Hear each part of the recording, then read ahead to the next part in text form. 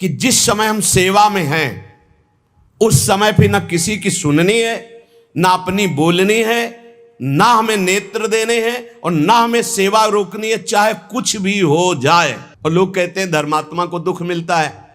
तुम क्या जानो, कभी गुरु कृपा से एक दिन का भी चूक नहीं हुई, ये बड़ी बात है।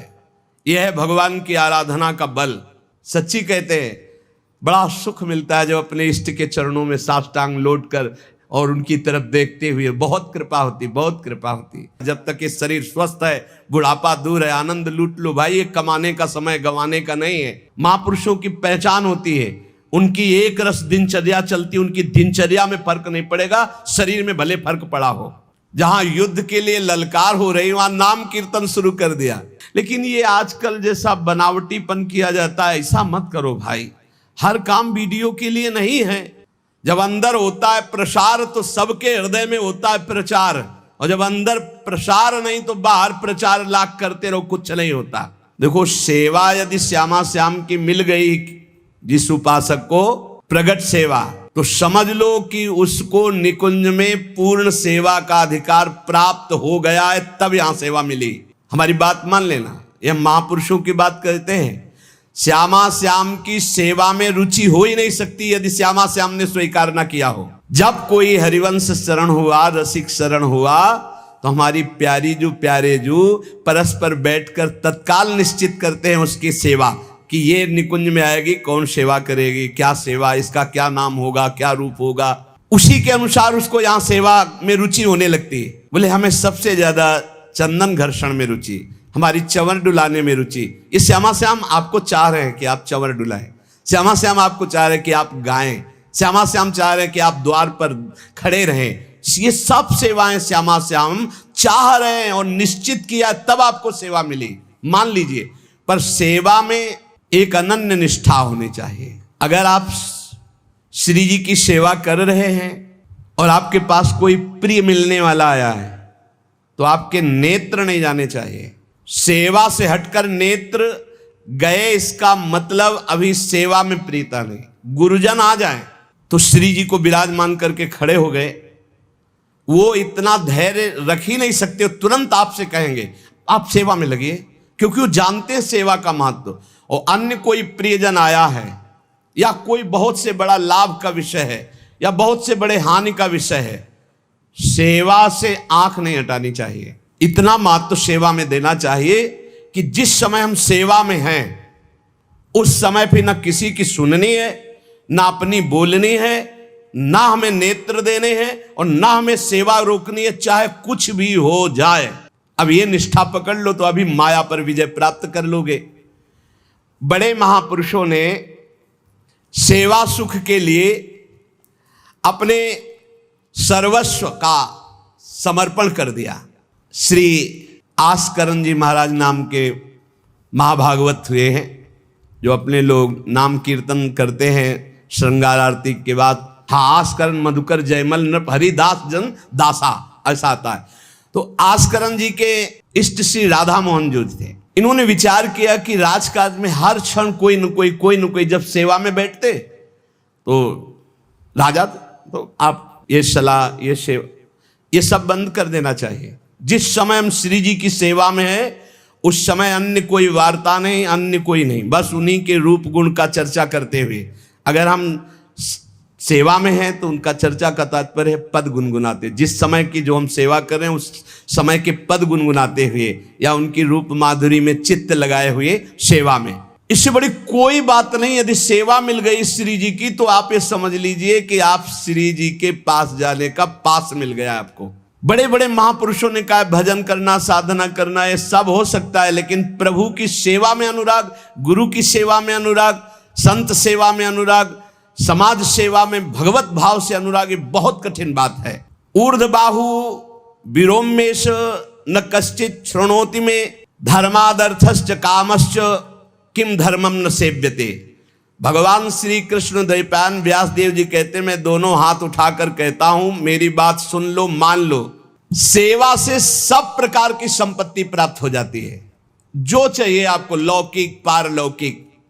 हाथ उठा के कहता हूं, मेरी बात मान लो। भगवान व्यास देव जी कहते हैं जो सेवा धर्म है, भगवत सेवा, समाज सेवा भगवत भाव से की हुई सेवा शब्द निष्काम होता है, जहां कोई कामना नहीं की जाती और प्रीत्यर्थ जिसकी सेवा करें उसको सुख पहुंचाने का भाव, तभी सेवा शब्द सार्थक होता है।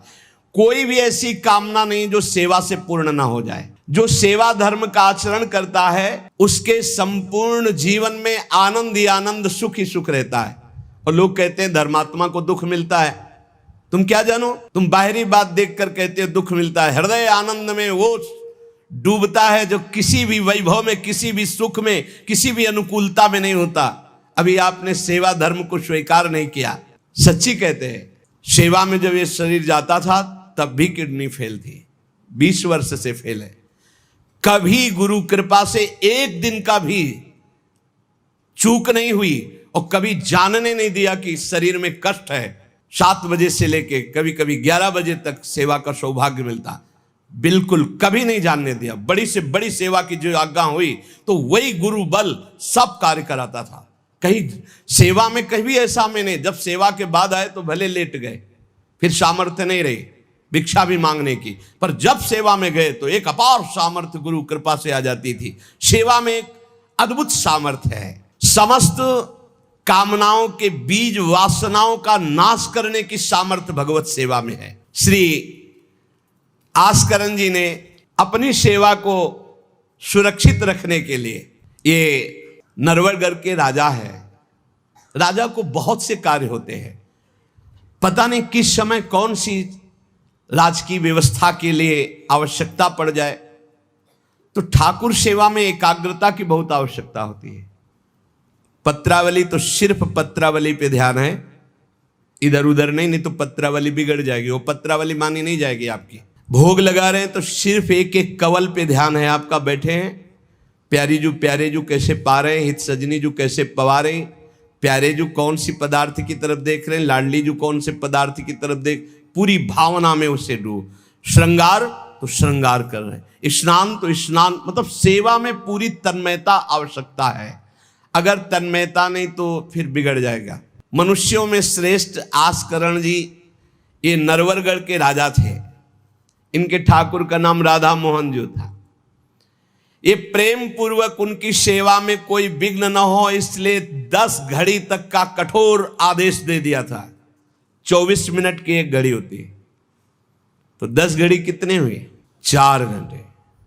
4 घंटे तक कोई भी अगर सूचना देने आया तो दंड प्राप्त करेगा, वो दंड उसको मिलेगा। 4 घंटे तक सूचना भी नहीं देनी है। जिस समय वो राधा मोहन जी की सेवा में गए तो द्वारपाल खड़े हो जाते थे, कोई भी अंदर प्रवेश नहीं करेगा। किसी भी तरह की कोई विपत्ति आ जाए, आग लग जाए, फिर भी सूचना नहीं देनी है। 4 घंटे सेवा में ये शिक्षा लेनी चाहिए। अपनी जब ठाकुर सेवा करें, हम कहते तभी करो, सब निपटा लो पहले फिर ठाकुर सेवा करो। ऐसा नहीं है कि जल्दी जल्दी तुम्हारा चित्त कहीं लगा हुआ है। अगर घर गृहस्थी में हो तो हम कई बार एकांतिक में बोल चुके हैं, पहले अपने पति पुत्र की तैयारी कर दो, उनको ऑफिस जाना है, उनको विद्यालय जाना है, सबकी तैयारी कर दो, जय जयकार करके उनको पवाओ। फिर इसके बाद अपने ठाकुर को स्नान कराओ, ठाकुर को भोग लगाओ, निश्चिंत हो करके। चित्त वृत्ति बार बार दौड़ रही है, ठीक बात नहीं। अगर हमें कभी कोई और कार्य हुआ तो हम पहले वो कार्य करते थे, फिर राधा वल्लभ जी के दर्शन जाते थे, क्योंकि हम राधा वल्लभ जी के दर्शन में खड़े वही चिंतन करेंगे, वो उनके पास जाना है तो पहले उनके पास हुआ है, फिर अगर कोई कार्य है तो हम वो निपटा के तब जाएंगे। ऐसी सेवा में अन्य कोई वार्ता नहीं, अन्य कोई चिंतन नहीं, अन्य कोई हमारी क्रिया नहीं, केवल सेवा में तत्पर। इसलिए उन्होंने कठोर नियम लगा रखा था, 4 घंटे तक कोई सूचना भी नहीं देगा। और आप मंदिर में राधा मोहन जी को 4 घंटे स्नान कराना, श्रृंगार कराना, आरती करना, फिर आरती करके भोग आदि सब करके फिर दंडवत करना। दंडवत के बाद जब प्रसाद चरणामृत लेकर उठते तब कोई बात हो तो बता सकते हैं। वो भी बात जब श्री जी की चिक डालकर बाहर निकले, उस समय द्वार पर चौकीदार बहुत सावधानी से कोई भीतर न जाने पावे। देखो, महापुरुषों से हमको शिक्षा मिलती कि हम कैसे ठाकुर सेवा करें। ठाकुर जुगल किशोर हमारे, इनकी सेवा हम कैसे करते हैं। आप 4 घंटे एकाग्रचित होकर केवल सेवा में ही डूबे। बड़ा सुख मिलता है। जब अपने श्री जी सौभाग्य दिए थे सेवा करने का, तो जैसा श्रृंगार करने के बाद जब दर्पण दिखाते थे तो रोना आता था। अपने प्रभु को श्रृंगारित देखकर जो हृदय में सुख मिलता है, रोम रोम आनंदित हो जाते थे। कभी कभी 2-2 बजे दोपहर तक बैठे फिर भिक्षा मांगने जाते थे। श्रृंगार करने के बाद पद सुनाओ उनको, फिर उनकी रूप माधुरी देखो। भक्तों के नेत्र अलग होते हैं तो प्रभु उनका रसास्वादन भी अलग ही करवाते हैं। एक बार क्या हुआ, आवश्यक कार्य से नरवरगढ़ में दिल्ली के बादशाह का आगमन हो गया। बादशाह जो सैकड़ों राजाओं के ऊपर होता था, और ये नरवरगढ़ के राजा थे। उसने आज्ञा करी, जाओ आस्करण जी को हमारे सामने जल्दी लिवा करके लाओ। और आस्करण जी का नियम था, राधा मोहन जी के मंदिर में गए तो सख्त आदेश, कोई सूचना नहीं पहुंचाएगा। सब आस्करण जी के जो रक्षक थे उन्होंने मना कर दिया, नहीं महाराज, ये आपकी सूचना भी नहीं पहुंच सकती, 4 घंटे आ ही नहीं सकते आस्करण जी। उसको बहुत क्रोध आया। बादशाह है वो, मैं आदेश कर रहा हूं, एक छोटे राजा के सेवक हमें जवाब दे रहे। बादशाह ने आज्ञा का उल्लंघन, इससे बड़ा क्रोध हुआ और उसने बड़ी सेना बुलवा ली और सेनापति को आदेश किया कि जाओ बोल दो, नगर का नाश करवाना चाहते हो या हमारी आज्ञा का पालन करना चाहते हो। तुरंत आस्करण को भेजो, अन्यथा पूरी सेना बलात् नगर को नष्ट कर देगी और जबरदस्ती आस्करण को बंदी बना लिया जाएगा। बादशाह का आदेश, देखो परीक्षा होती। जब ये आदेश हुआ, सेनापति आया, निज दूतों से जो अंगरक्षक द्वारपाल उनसे कहा, सबने कोई उत्तर नहीं दिया। 4 घंटे तक हम अपने राजा को सूचना भी नहीं दे सकते, जो तुम्हें करना हो करो। ये बड़ी बात है। बादशाह का हुक्म, बादशाह के सेनापति का हुक्म, सेवा में विघ्न ना पड़ जाए इसलिए कठोर नियम लिया था।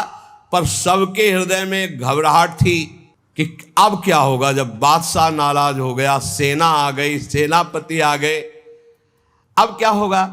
सेनापति ने बादशाह से कहा कि अब क्या हुक्म है, वहां से मना हो गया है, आपकी आज्ञा का उल्लंघन, हमारी आज्ञा का उल्लंघन, हमारा भय दिखाना सब व्यर्थ चला गया।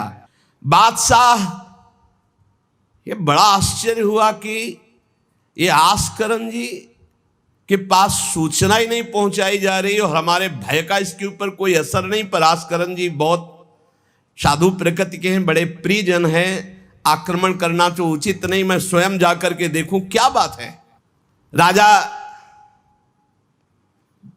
थोड़ा भाव से युक्त हुआ, नहीं तो रजोगुण में फिर ऐसा भाव कहां होता है। पर आस्करण जी की भक्ति का प्रभाव कि उसके ये देखूं चल के आखिरकार है क्या।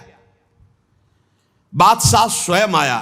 राज कर्मचारी अब विचार में पड़ गए कि बादशाह को कैसे रोका जा सकता है। सब जितने उनके अंगरक्षक सबको रोक दिया।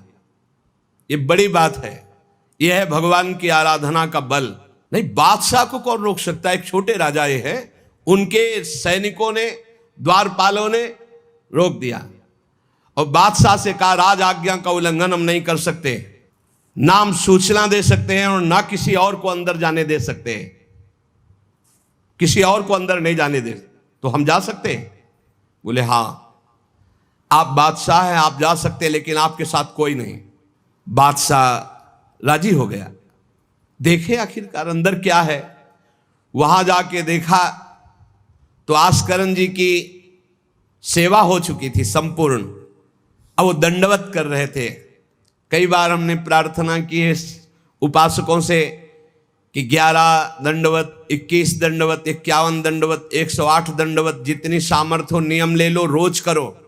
4 परिक्रमा करो श्री जी की और 11, 21, 51, 108 दंडवत करो। जो स्त्री शरीर के साधक हैं वो पंचांग दंडवत करें। पंचांग किया, खड़े हो गए, हाथ जोड़ा, मंत्र जपा, फिर पंचांग किया, फिर खड़े हो गए। ऐसे ही जो पुरुष शरीर साधक है वो साष्टांग करें। साष्टांग किया मंत्र जपते हुए, फिर खड़े हो गए, हाथ जोड़ा, फिर मंत्र जप कर प्रणाम किया, फिर साष्टांग, फिर ऐसे। हमें लगता है कि होती होगी दंडवत, करते होंगे, क्योंकि ये नियम तो बहुत पहले से दिया और ये करना ही चाहिए। सच्ची कहते हैं, बड़ा सुख मिलता है जब अपने इष्ट के चरणों में साष्टांग लौट कर और उनकी तरफ देखते हुए। बहुत कृपा होती, बहुत कृपा होती। यावत स्वस्थमिदम कलेवरम यावत च दूरे जरा, जब तक ये शरीर स्वस्थ है बुढ़ापा दूर है। आनंद लूट लो भाई, ये कमाने का समय गंवाने का नहीं है। आस्करन जी अपने ठाकुर की संपूर्ण सेवा करके दंडवत अपनी पूरी कर रहे थे। अब जैसे 108 दंडवत तो समय लगेगा। हमने देखा है पूज्य सदगुरुदेव भगवान को अस्वस्थ शरीर में, अस्वस्थ अवस्था होने पर भी, बुखार है पर दंडवती अपनी पूरी करते हुए, नियमावली पूरी करते हुए देखा। क्योंकि जैसे ब्रज की 84 कोस की परिक्रमा में तो श्री जी साथ थी, बहुत थकान, बहुत शरीर कष्ट में, पर आप अपनी दंडवती जरूर पूरी करते। गुरुदेव भगवान को देखा। महापुरुष नियमनिष्ठ होते हैं, जो नियम ले लिया उससे तोड़ते नहीं। जय बजे आरती होती है, आप देख लो, 5 मिनट के अंतर की बात नहीं कह सकते, नहीं आपको ठीक समय से आरती मिलेगी। जय बजे वो टहलने के लिए वही उनका समय होगा। महापुरुषों की पहचान होती है, उनकी एक रस दिनचर्या चलती, उनकी दिनचर्या में फर्क नहीं पड़ेगा। शरीर में भले फर्क पड़ा हो, चाहे बुखार हो, चाहे जुकाम हो, चाहे जो भी पीड़ा हो, दिनचर्या में फर्क नहीं पड़ सकता। ये महापुरुषों की पहचान होती है। आस्करन जी साष्टांग लेट करके दंडवत कर रहे थे। अब को बादशाह जाएगा तो बादशाह कोई साधारण तो है नहीं, उसकी बाजूबंद, उसके सब झनन भनन आवाज तो होती है, पता भी चलता है कि कोई आ गया। मुड़ करके भी नहीं देखा बादशाह की तरफ, बस बार बार साष्टांग दंडवत, खड़ा खड़ा देखता रहा। 108 दंडवत, 2-4 हो तो बड़ी देर हो गई, ना बादशाह से बात, ना सलाम, न कोई, बस वो अपनी साष्टांग दंड। ये होना चाहिए। आप श्रृंगार कर रहे हैं तो श्रृंगार में ही दृष्टि होनी चाहिए। दंडवत कर रहे हैं तो किसी की तरफ नहीं, सिर्फ दंडवत के सामने। प्रिया प्रीतम है, हम बार बार दंडवत कर रहे हैं। ये उपासकों की एक एकाग्रता होती है। भला सोचो, बादशाह पास खड़ा है तो ऐसे लेटे लेटे भी तो देख सकते थे, बिल्कुल नहीं देखा।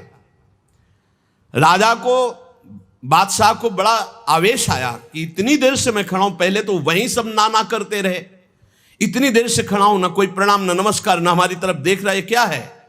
तलवार निकाली और साष्टांग दंडवत कर रहे थे तो मारा, एक पैर की एड़ी कट गई, एड़ी कट गई, खून बह रहा है। साष्टांग दंडवत, फिर खड़े, फिर साष्टांग दंडवत, फिर खड़े, फिर साष्टांग दंडवत, बिल्कुल नहीं देख रहे कि एड़ी कट गई। सोचो जरा, ये भक्त की निष्ठा है उपासना की। या तो अगर एक चींटी काटेगी तो थोड़ी देर लौट करके पहले देखेंगे क्या हो रहा है, फिर दंडवत। एड़ी कट गई, लेकिन किसने काटा, ना ये बात देखी। एड़ी कटना कोई साधारण बात समझते हो? तलवार से पूरी एड़ी काट दी, कोई दुख नहीं, रक्तस्राव हो रहा है। अपने नियमानुसार कटी गई एड़ी, ए पे टेढ़ी हूं न भौं करी, ना तो आह निकला न गुस्साई कि किसने ऐसा कर दिया। करी नित नेम रीति धीरज दिखा, धैर्य पूर्वक 108 दंडवत पूरी की। पूरा जब संपन्न कर लिया, इसके बाद पीछे हटे, चिक गिराई, क्योंकि समझ चुके थे कि ये तलवार चलाने की हमारे ऊपर हिम्मत केवल बादशाह की हो सकती, दूसरे की नहीं। कोई साधारण राजा नहीं, महाभागवत और महाबली है। इसलिए हमारे ठाकुर का सुखपूर्वक अपशयन हो। चिक डाली, उठ चिक डारी तब पाछे सो निहारी, कियो मुजरा बिचारी बादशाह तिरिझे हैं। हित की सच्चाई यह है नेको ना कचाई होत, चर्चा चलाई भाव सुनि सुनि भीजे हैं। बीते दिन को नृप भक्त सो समायो, पृथ्वीपति दुख पायो सुनी भोग हरि छीजे हैं। करे विप्र सेवा तिने गांव लिख न्यारे दिए, वाके प्राण प्यारे लाड़ करो कहीं धीजे हैं। आस्करन जी ने जब चिक डालकर पीछे मुड़कर देखा तो बादशाह तो शिष्टाचार के अनुसार जोहार किया। राजा की भगवत सेवा, नियम निष्ठा, ये देखकर बादशाह बहुत प्रसन्न हुआ और कहा, मैंने आज देखा ईश्वर के प्रेम की सच्चाई को। तुम्हारे में थोड़ा भी बनावटीपना नहीं, थोड़ी भी शिथिलता नहीं, तुम अपनी निष्ठा के धैर्यवान वीर हो। बादशाह ने आस्करण जी से भगवत प्रेम संबंधी कुछ चर्चाएं की और विचार अपने प्रकट किए कि आज मैं बहुत खुश और सौभाग्यशाली हूं कि तुम्हारे जैसा राजा मेरा जन है। बड़ा हृदय रस में डूब गया बादशाह का। ये है देखो सच्चाई भक्ति की। नहीं बादशाह के हुक्म को टाल देना, सेनापति की आज्ञा का उल्लंघन कर देना, बादशाह आया है साष्टांग दंडवत, कोई उसका आदर ना करना, ये सब भारी अपराधों में आता है। नहीं बादशाह आया और फिर दंडवत हो सके, नहीं पहले उससे बातचीत होगी, बाद में दंडवत होगी। नहीं अपनी निष्ठा के आगे नहीं, एड़ी काट दी गई फिर भी नहीं रुके। अब आस्करण जी सदैव अपने भगवत निष्ठा भगवत सेवा में मगन रहते। राजा बहुत प्रसन्न होकर के कहा कि अब जिस कार्य के लिए हम आए थे अब उस कार्य की जरूरत नहीं है, और अपनी जेब से अपनी रुमाल निकाल कर अपने हाथों से उनके चरणों की एड़ी में बांधा और कहा तुरंत चलिए राजवैद्य के द्वारा इसे, और आज से हमारी तरफ से आपके ठाकुर की सेवा सुख संविधान चलेंगे। हम विशेष विशेष प्रकार की आपकी ठाकुर सेवा में सहयोग करें। आस्करण जी ने कहा भगवत कृपा है, सब भगवत कृपा है, सेवा यथार्थ रूप से चल रही है। नियम की सच्चाई और हृदय में कोई छल कपट नहीं, रोष नहीं, ये भगवान के भक्त में विशेष लक्षण होते हैं। भगवान के भक्त में छल कपट नहीं और अपराध करने वाले पर भी रोष नहीं। उमा संत कई यही बड़ाई, मंद करत जो करे भलाई। अगर सच्ची आराधना सच्चा प्रेम तो सबको बदलना पड़ेगा। बादशाह का भाव बदल गया, जो आवेश में था क्रोध में था। सच्चाई से अगर थोड़ी भी ठाकुर सेवा की जाए तो माया पर विजय प्राप्त की जा सकती है। साधो भाई भजन किया सोई जीता, जो सच्चाई से भजन किया सच्चाई से सेवा की वही इस माया पर विजय प्राप्त किया। एक बार राजा आस्करण जी के शरीर में बहुत जोर का बुखार आ गया। ऐसा बुखार कि न उठने की हिम्मत न शरीर की शुद्धि, और नियम की निष्ठा थी ही। अब भारी कष्ट, एक तो शरीर उठने लायक नहीं, भारी बुखार, और दूसरा सेवा। अब वो इस बात के चिंतित थे कि सेवा कैसे होगी। तो ठाकुर जी ने स्वप्न में अपने किसी निजजन पंडा से कहा इनको किसी औषधि की जरूरत नहीं, मेरा चरणामृत पिला दो, स्वस्थ हो जाएंगे, सेवा में आ जाएंगे। वो गए और उनका ठाकुर जी ने स्वप्न में आकर के कहा है कि आप ठाकुर जी का चरणामृत पी लीजिए, आप स्वस्थ हो जाएंगे। वैसे तो चरणामृत रोज ही लेते थे, सेवा में जाने के पहले ठाकुर जी का चरणामृत जो पूर्व का था पिया, तत्काल सब खत्म हो। सेवा में बहुत बड़ी सामर्थ्य है, निष्ठा में बहुत बड़ी सामर्थ्य है ठाकुर जी के चरणामृत में। विश्वास करो, जो रोज चरणामृत पीता है अकाल मृत्यु नहीं हो सकती। अकाल मृत्यु हरणम सर्वव्याधि विनाशनम, कोई भी रोग परास्त नहीं कर सकता। आप रोज चरणामृत पिए। अरे भाई, आप अगर राधा नाम विराजमान किए स्नान कराते तो रोज श्री लाडली लाल का चरणामृत है। रामे लाडली जो धामे लाल जो विराजमान है, प्रिया प्रीतम राधा नाम में विराजमान है। आप अगर सेवा नहीं विराजमान किए हुए हो तो विराजमान कर लो, जीवन काहे व्यर्थ करोगे। लेकिन जब तक सेवा ना विराजमान करो तो चले जाओ बिहारी जो, राधा वल्लभ जो, राधा रमण जो, राधा दो, कहीं भी मांगो चरणामृत मिल जाएगा। और रोज उसी में जल मिला करके रोज एक ढक्कन रोज चरणामृत। अकाल मृत्यु हरणम सर्वव्याधि विनाशनम श्री कृष्ण पादोदकम पीत्वा पुनर्जन्म न विद्यते। जो रोज चरणामृत पीता है उसका पुनर्जन्म नहीं होगा। बड़ा से बड़ा रोग आएगा लेकिन उसको पीड़ा नहीं पहुंचा पाएगा, अकाल मृत्यु नहीं होगी। तो स्वप्न में ठाकुर जी ने कहा चरणामृत दे दो, सब सामर्थ्य आ जाएगी। एक बार राजा ने द्वेषवश सेना लेकर, किसी दूसरे राजा ने आपके ऊपर चढ़ाई कर दी, तो आपने व्यर्थ की खून खराबी ना हो, ललकार सुनकर भी आप सेना सहित संग्राम भूमि में ये विचार किया कि युद्ध करने से बहुत लोगों का नाश होता है, इसलिए अपने सब महारथियों को बुलाया और कहा नाम कीर्तन करो। जहां युद्ध के लिए ललकार हो रही वहां नाम कीर्तन शुरू कर दिया। नाम कीर्तन इतनी जोर का कि आनंद में सब झूम रहे, और उधर एक बादल की ऐसी टुकड़ी आई कि इतने ओले बरसे कि जो विपक्षी सेना थी, मैं राजा और विपक्षी सेना सब भाग गए और ये अपनी तरफ कीर्तन ही करते रहे, लड़ना ही नहीं पड़ा। भाव ये है कि जो भगवान में चित्त जोड़ता है, भगवान नाम कीर्तन करता है, भगवत सेवा परायण रहता है, सारे विघ्नों का निवारण स्वयं भगवान करते हैं। एक बड़ा सुंदर प्रसंग श्री जयमल जी का आता है। जयमल जी भी नियमनिष्ठ महापुरुष, ये भगवान श्री श्यामा श्याम के अनन्य उपासक थे। हरिवंश महाप्रभु के निज जनों में इनका भी नाम आता है, जयमल जी का। इनके हृदय में जैसे आस्करण जी की निष्ठा थी, उस वैसी निष्ठा थी सेवा की। इन्होंने भी 10 घड़ी तक किसी भी तरह की कोई सूचना, किसी भी तरह का कोई कार्य हमसे नहीं बताया जाएगा। और इन्होंने तो स्पष्ट आदेश कर दिया। तो वहां तो आदेश था केवल आस्करण जी का, और यहां आदेश था जो बताने आएगा उसकी गर्दन उतार लेंगे। यहां तो और कठोर था।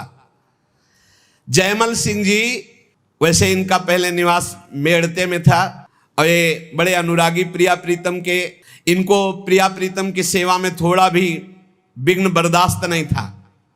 ये नियम निष्ठा कि मंदिर में कोई भी जब सेवा में जयमल जी हो आ नहीं सकता, आ गया तो उसकी गर्दन बचेगी नहीं। ये कठोर नियम लगा दिया था निर्विघ्न सेवा के लिए। सेवा में बहुत बल है प्यारे, सेवा में बहुत बल है। आप सेवा को जरूर घर में विराजमान करो प्रिया प्रीतम की ठाकुर जी, लेकिन ये आजकल जैसा बनावटीपन किया जाता है ऐसा मत करो भाई। हर काम वीडियो के लिए नहीं है। छोटी छोटी बातें, आप अपने ठाकुर जी का भोग, ठाकुर जी का स्नान, ये वीडियो के लिए है, ये पैसे के लिए है। अरे कुछ तो ठाकुर जी के लिए और अपने बीच में एकांत रखो। चलो गान बजान है, ठाकुर जी की ऐसी बातें हैं जो आनंद ले, सब वो बात तो ठीक है, लेकिन आप स्नान करा रहे हो, आप ठाकुर जी को भोग लगा रहे हो, आप ठाकुर जी की ये बातें तो गुप्त रखो। ये अपने और ठाकुर के प्यार की विषय की बातें तो गुप्त रखो। ये सब वीडियो के लिए नहीं होता है। कुछ मंगल जगत का हो सके, कैसे अष्टयाम सेवा करते हैं, वो बातें तो ठीक है, लेकिन आप लोग अपने घरों में जो ठाकुर विराजमान के सब बातें वीडियो में मत। अब आजकल हर उद्देश्य वीडियो का होता जा रहा है। छुपाने की तो बातें कुछ नहीं हो रही, हर बात छपाने की हो रही। सत्संग है, एकांतिक है, कुछ कीर्तन है, कुछ भजन की बातें हैं, वो तो चलो लोक मंगल के लिए, लेकिन अपने ठाकुर की जो विशिष्ट एकांतिक सेवाएं हैं वो बातें गुप्त रखनी चाहिए। ऐसा नहीं कि जो पर्दा करके अपने ठाकुर जी का स्नान कर रहे हैं, पत्रा, हाँ आप श्रृंगार करके आ गए, आप दर्शन करो, आरती करो, सब कोई। जैसे राधा वल्लभ जी की देखो आरती के दर्शन होते, लेकिन आप दर्शन नहीं कर सकते कैसे स्नान कराया जाता है। आप अंदर दर्शन नहीं कर सकते कैसे भोग लगाया जाता है। कभी कभी जैसे 56 भोग किसी भारी उत्सव में तो एक कुछ घंटे के लिए दर्शन, वो बात अलग है। तो अपने ठाकुर घर में जो विराजमान है, बिल्कुल जो निकुंज के ठाकुर वही है। अपनी भाव निष्ठा रखो। जयमल जी ये नियम लगा लिए थे कि अगर सेवा के समय कोई भी समाचार देने आएगा तो उसे मार डाला जाएगा। इतना कड़ा शासन। और ये बात प्रसिद्ध हो गई थी कि 4 घंटे जयमल जी निकलेंगे नहीं मंदिर से। तो जयमल जी का एक मंडोर का जो राजा था वो भाई लगता था, उसने विचार किया कि बहुत अच्छा 4 घंटे का समय है, जयमल जी के पास सूचना कोई दे नहीं सकता, और इस समय आक्रमण किया जाए तो पूरे नगर को कब्जे में कर, 4 घंटे का युद्ध, और वो निकलेंगे नहीं, और कोई सूचना देने जाएगा तो मार डाला जाएगा। बहुत बढ़िया अवसर है कि पूरे नगर को अपने कब्जे में कर लिया जाए। भारी सेना चारों तरफ से पूरे नगर को घेर लिया गया। अब ये जब सैनिकों से पता चला तो हाहाकार मच गया कि बिना राजा के आदेश के युद्ध कैसे छेड़ दिया जाए। चारों तरफ से शत्रु पक्ष सैनिकों ने घेर लिया है। सबने विचार किया कि आज्ञा हो जाए तो अभी युद्ध हो जाए, पर आज्ञा लेने कौन जाए? जो जाएगा वो मार डाला जाएगा। जयमल जी का आदेश है। अब जयमल जी की माता जी को तैयार किया गया है कि आप जाओगी तो आप पर वो प्रहार नहीं करेंगे और आपकी बात सुन लेंगे। माता जी भी डरती हुई गई, क्योंकि आज्ञा थी कोई नहीं आएगा, अगर जो भी आएगा उसकी गर्दन उतार दी जाएगी, मार डाला जाएगा। माता जी को इसीलिए भेजा गया कि बस आप केवल सूचना दे दो और वो आज्ञा दे दे, संभाल तो सब यहां लेंगे, आज्ञा दे दे। वो गई, जयमल जी ठाकुर जी की श्रृंगार में थे, पीछे से कहा, बेटा शत्रु पक्ष ने पूरे नगर को घेर रखा है, तुम्हारी क्या आज्ञा है? उन्होंने उत्तर दिया, भगवान सब भली करेंगे और आप जाओ। दूसरा शब्द नहीं, भगवान सब भली करेंगे, और इशारा किया। अगर दूसरा होता तो प्रण पूरा करते, लेकिन मां है इसलिए इशारा किया, वापस चली जा। मुड़ के नहीं देखा, बस एक शब्द का, भगवान सब भली करेंगे। यह नहीं कहा कि युद्ध प्रारंभ कर दो, मैं सेवा करके आऊंगा, ऐसा कुछ नहीं। भगवान सब भली करेंगे और इशारा किया कि आप वापस चली जाओ। ज्यों के त्यों सेवा में लगे रहे। भगवान ने देखा कि ये तो बिल्कुल बेपरवाह है और सैनिक चारों तरफ से घेर लिए हैं राज्य को, तो स्वयं प्रभु घोड़े पर सवार हुए जयमल जी के। अब उनको कुछ कहने की जरूरत थोड़ी है। राजा का जो शाही घोड़ा था, उस घोड़े को तैयार करके उस पर विराजमान होकर के अकेले शत्रु पक्ष को परास्त किया, अकेले सबको मूर्छित करके मारा, एक को भी नहीं। और आप घोड़े को घुड़सवार में बांधकर अंतर ध्यान हो गए। सैनिक देख रहे हैं जो सुरक्षा में है कि कोई आक्रमण नहीं हो रहा, सब शांति है। नजदीक गए तो सब मूर्छित पड़े। उनका जय हो, हमारे महाराज की जय हो गई, शत्रु पक्ष तो मारा गया, पूरी की पूरी सेना मूर्छित। जयमल जी सेवा समाप्त की, संपन्न की श्री जी की, और बड़े आवेश में सीधे गए जहां उनका घोड़ा विराजमान रहता था, घुड़सार में। तो घोड़े को देखा तो पसीने से लथपथ और हाँफ रहा था। ऐसा कैसे हो सकता है? घोड़े की सवारी इतनी तीव्र गति से किसने की? इतना हाँफ रहा, पसीना पसीना हो रहा है। तो जो घोड़ा तैयार करते थे वो साथ में थे जयमल जी के। तो उन्होंने कहा कि प्रभु, घोड़े को तो ले जाते हुए कहीं किसी ने नहीं देखा, पर घोड़े की हालत तो ऐसी जैसे बहुत दौड़ाया गया हो, बहुत मेहनत की गई हो। तो उनका कहा ठीक है, चलो इस समय विचार करने का विषय नहीं, दूसरे घोड़े को लो, राजाओं के पास कई घोड़े और सैनिक सजाओ, वहां चलो। तो उनका प्रभु वहां जाओ, वहां तो सब मारे गए हैं। किसने मारा? वहां जाकर देखा तो सब सेना घायल और मूर्छित पड़ी थी, जान से कोई एक भी नहीं मरा था। और जो राजा वो भी घायल।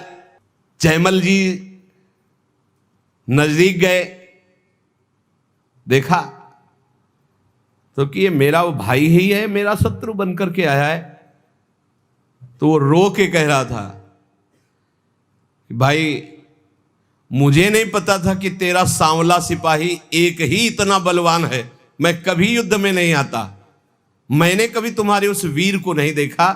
वो सांवला सिपाही कौन था जिसने अकेले मेरी सारी सेना को मूर्छित कर दिया और मुझे बाण से तो घायल किया और नेत्रों से ज्यादा घायल कर दिया। एक बार तुम दिखा दो अपने उस सांवले सिपाही को, मेरा हृदय तड़प रहा है उसके लिए। उसकी वो सुंदर चितवन, उसकी मुस्कान ने मेरा मन हरण कर लिया। शत्रु पक्ष के ये है ही ऐसे। जब सूप नखा की नाक कान भगवान ने लक्ष्मण जी के द्वारा, वो जब गई खरदूषण के समीप, भारी बलवान असुर, भारी सेना सजाई, अभी चलते हैं। जब वहां गए तो राम जी का रूप जब देखा तो कह रहे हैं, यद्यपि भगनी कीन कुरूपा, यद्यपि तुमने अपराध किया, हमारी बहन को कुरूप बना दिया, लेकिन बध लायक नहीं, तुम मारने लायक नहीं, बहुत सुंदर हो। राक्षस लोग कह रहे, इतने सुंदर प्रभु और मुस्कुराहट प्रभु के देख के कह रहे कि यद्यप तुमने अपराध किया है, मेरी बहन को ऐसा कुरूप कर दिया, पर तुम मारने लायक नहीं, दर्शन करने लायक हो। सुनो, हम तुम्हारा कुछ भी नहीं करेंगे। सुनते तुम्हारी पत्नी बहुत सुंदर, दे दो, बदला हो जाएगा और तुम जाओ। भगवान ने क्षण में नष्ट कर दिया। बैरी भी जिनको प्यार करे वो प्रभु का रूप है। ये बैरी राजा क्या कह रहे, बाणों से तो घायल ही कर दिया, नेत्रों से भी घायल कर दिया। एक बार उसको दिखा दो जो आपका सिपाही है, सांवला सिपाही। श्री जयमल जी ने प्रेम विभोर होकर कहा, तुमने देखा, मेरे तो नयन तरस गए, तुम्हें दिखाई दिए, आज तक मैंने नहीं देखा। और जयमल जी के अश्रु चलने लगे। वो समझ गया कि ये सिपाही कोई और नहीं, जयमल जी जिनकी आराधना करते हुए भगवान श्याम सुंदर है। वो अपने भक्त की रक्षा करने के लिए आए। अहो भाग्य, दुश्मनी का भाव ही सही, पर मेरा भाई तो है ना, इस कारण भगवान ने मुझ पर कृपा की कि मुझे दर्शन का सौभाग्य मिला। और जयमल जी के चरणों में प्रणाम किया और कहा, आज के बाद कभी जिंदगी में आपसे वैर का भाव नहीं रखेंगे और आपके उसी सांवल सिपाही के ध्यान में निरंतर हम मगन रहेंगे। नित्य भगवान की सेवा करने की प्रतिज्ञा जयमल जी के शत्रु के मन में भी भक्ति प्रकाशित कर दी। ये है प्रचार। जब अंदर होता है प्रसार तो सबके हृदय में होता है प्रचार, और जब अंदर प्रसार नहीं तो बाहर प्रचार लाख करते रहो, कुछ नहीं होता। बुरा करने भक्त का आए थे तो भगवान ने उनका मंगल कर दिया। क्यों कर दिया? किसी भी तरह से भक्त का संबंध तो है, भक्त का भाई तो है ना, मंगल हो जाता है। इसीलिए कहा जाता है वो कुल, वो परिवार धन्य है। भले ही किसी भाव से सही, भगवान से जुड़े हुए भक्त के संबंध में यदि आता है उसका परम मंगल हो जाता है। जयमल जी ने लौट करके गए और अपने घोड़े को दंडवत किया कि ये भाई, ठाकुर जी की सेवा तो हम प्रगट में करते ही हैं, लेकिन तेरे सौभाग्य का वर्णन क्या करें। मेरे ठाकुर जी तेरे पर सवार हुए, घोड़े की 4 परिक्रमा की, आरती उतारी, दंडवत की और बार बार हाथ से स्पर्श करके पुलकित हो रहे हैं। ऐसे ही हैं हमारे ठाकुर जी। इसीलिए दास दासोहम में बड़ी सामर्थ्य मानी गई है। सबसे ज्यादा कृपा किस पर होती है? जो भगवान के दासों का दास होता है। घोड़े को साक्षात्कार हो गया भगवान का, बैरी भाई को साक्षात्कार हो गया, और जयमल जी कह रहे कि मेरे नयन तरस रहे हैं। तो क्या वास्तविक जयमल जी के नेत्र तरस रहे? नहीं, जिनके संबंध से बरस रहे उनके नेत्र कैसे तरस सकते हैं? पर ये हैं ही इतने प्यारे कि तन मन के बिछुरे नहीं, पर चाह बढ़े दिन रैन, कबो संजोग न मानहि, देखे भरी भरी नयन। तो हम श्री श्यामा श्याम के दास हैं। श्यामा श्याम ही हमारी साधना है, श्यामा श्याम ही हमारे साध्य है। 8 पहर हम नाम जप करें, श्री जी की सेवा पर बहुत ध्यान दें। जिसको जो सेवा मिली वो बड़ी महान सेवा है।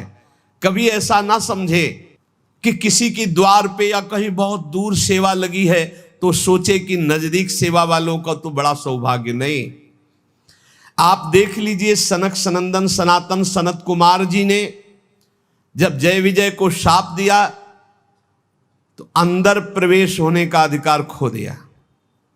भगवान स्वयं चल के आए लेकिन अंदर नहीं जाए। और भगवान ने जय विजय जी को कहा कि सेवक के द्वारा किया हुआ अपराध स्वामी का ही अपराध माना जाता है। सनकादि को संत पदवी भले दी, लेकिन अपनापन जय विजय को दिया। सेवा में बहुत बड़ी सामर्थ्य है।